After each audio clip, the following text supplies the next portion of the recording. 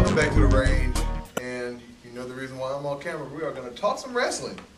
First and foremost, I want to give a crucial wrestling shout out to Togi Makabe, who won his first IWGP Heavyweight Championship in his 13-year career, defeating Shinsuke Nakamura over in Japan. New Japan Pro Wrestling's Wrestling Dontaku 2010.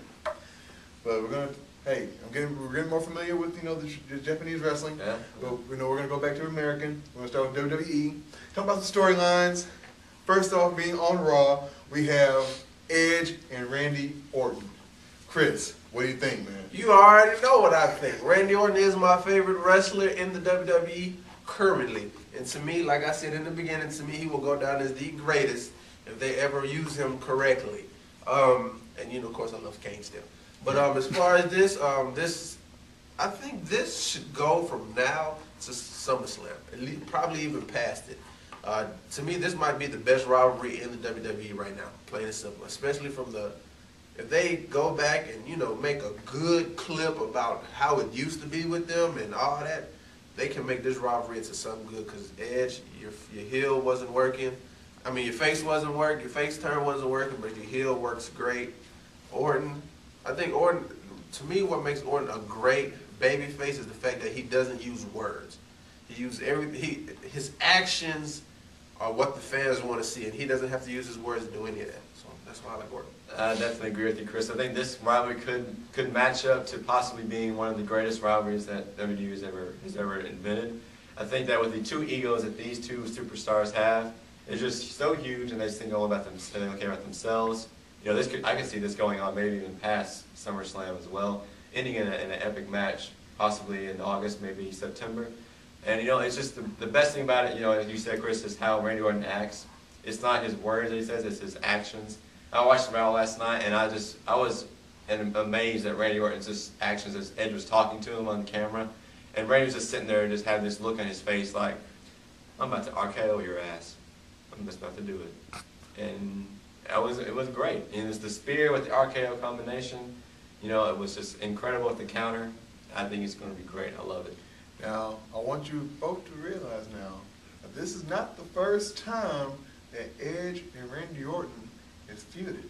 You got to remember, back when they were both mid-carders, they had a small feud. But now that they're both main event status, Edge, Edge now as a heel, can just piss people off. Randy Orton, it doesn't even matter now, whether he's a heel or a face. Now that he's viewed as a face, he has a crowd behind him. It's true.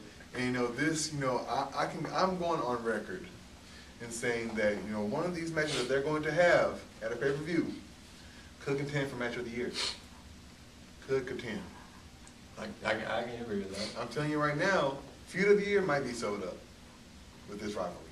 Yeah, Feud of it has the to year. be. Yeah, it has to be. But this is the first major feud between them to where they're both main eventers. Off top, I like it. All right. Up next, we have one from SmackDown. We have Jack Swagger versus The Big Show. Now, if you've seen The Big Show on SmackDown recently, he was backstage, talking with Chris Jericho, punched him out. Edge, looked at The Big Show, actually Big Show said something to him, knocked him out, and then we saw Big Show in the ring with Swagger. One good piece, that man to the ground. So, with this feud, what do you think? First and foremost, I'm going to give a congratulations to myself, because I said once Big Show did get drafted that he would definitely be the top main eventer. He would definitely be the one that's going for the title. It wasn't going to be Undertaker, it wasn't going to be Rey Mysterio. So, thank myself for that. As far as this, I believe it's just, I believe that using The Big Show, I doubt if they put the title on him. I really doubt it. They can, but I doubt it. But I think using The Big Show as the biggest man on that brand and a big face, I think that will help Jack Swagger's heel persona to get over even better with the crowd. I don't really care about the 4.0 GPA I mean, you're a good wrestler as it is. Or that you're an Eagle Scout. Yeah, the Eagle Yeah, Scout. or the Or Eagle that Scout. you won the punt, pass, and kick competition. Don't Yeah, let that that too. kick. Hey, I like that. But as far as swagger, I mean, his mic skills are getting better. I mean, especially after he won, and then they gave him the address speech. They're really high on him, so I wish him the best. But I think it's just they're just using the Big Show to put Swagger over more as an even bigger heel. Yeah, I agree. This is mainly a setup to really work with Jack Swagger's character. You know, he's gonna. I kind of liked it how he was just sitting there talking in the ring, you know, addressing everybody, and he has this attitude, but he needs to develop it more. So from my standpoint, this is only just a real setup. It's probably going to last maybe this only one pay-per-view. I think Jack Swagger will somehow steal the victory, possibly. I don't know how, but and then he'll just set up for the next person to come in. Now I don't really know who that person would be, but maybe by then SmackDown will get somebody from like a trade, maybe even who knows? Maybe someone will step up to the plate, but we'll have to see about that and wait. Because I really don't see Jack Swagger giving the Big Show the gut wrench power bomb. I really don't see that happening. That was that. I don't know how he's gonna pin him. I really don't. Well, one other feud that could possibly be coming out on Raw is a great mid Carter feud.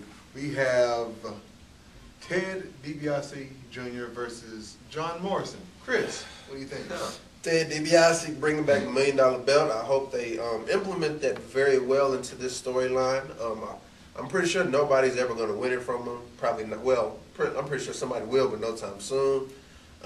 As far as him looking for his Virgil, that was kind of they're trying a little bit too hard too soon. But as far as Morrison is pretty much the only really just athletic person that you'll see just high flying that'll be on TV all the time, you know. So to me, this feud should elevate them into that lower main event status. Yeah, I definitely have to give a shout out to John Morrison for his debut last night on Monday Night Raw. You know, that double flip that he did off the top rope was incredible. I thought very nicely done. You know, and he just has so many different skills to implement in the ring. All he has to do is, I think, yeah, as you said with the whole virgin thing, he definitely needs to try to work on that. Talking wise, you know, it's just I didn't know where that came from. I had to rewatch it on the internet at least 4 times to figure out what he said because it didn't make much sense. Virgil. Yeah. Don't want to be your Virgil. Yeah, that's fun. Yeah. Moving on. Moving on, we're going with some TNA talk. TNA, I was led by Chris here as my source, and he's found out they are moving back to Thursdays. Back to Thursdays. About time. Chris, what do you think? It was inevitable. They damn sure wasn't going to compete with Raw. If they can't compete with Raw now, especially that Monday Night Football is off the air, they damn sure is not going to compete with Raw when the season begins and kicks back up up in September. So I mean, it was inevitable. It's better to move now than to lose even more viewers and continue this low ass rating of 0.6 or lower.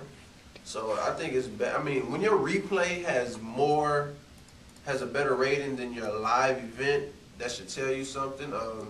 You had a decent fan base when you was on Thursday, so I think you should have just jumped ahead of yourselves.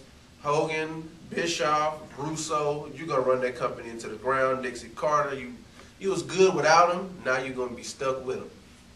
It's just going to get worse for them. I think that just moving from Monday to Thursday is going to make it even worse. I think, as you said, Chris, they're going to just pretty much fall apart. You know, and you cannot compete with Monday Night Raw. You know, Bischoff learned it once with the Monday Night Wars. You know, you can't face Vince McMahon. Oh, the Monday Night Wars, WCW owned They WWE for a long time. They killed But him. Vince Russo. And Vince Russo. We got to talk about that DVD one day. But we'll be back with shout out and thumbs down here on the range. Stay tuned.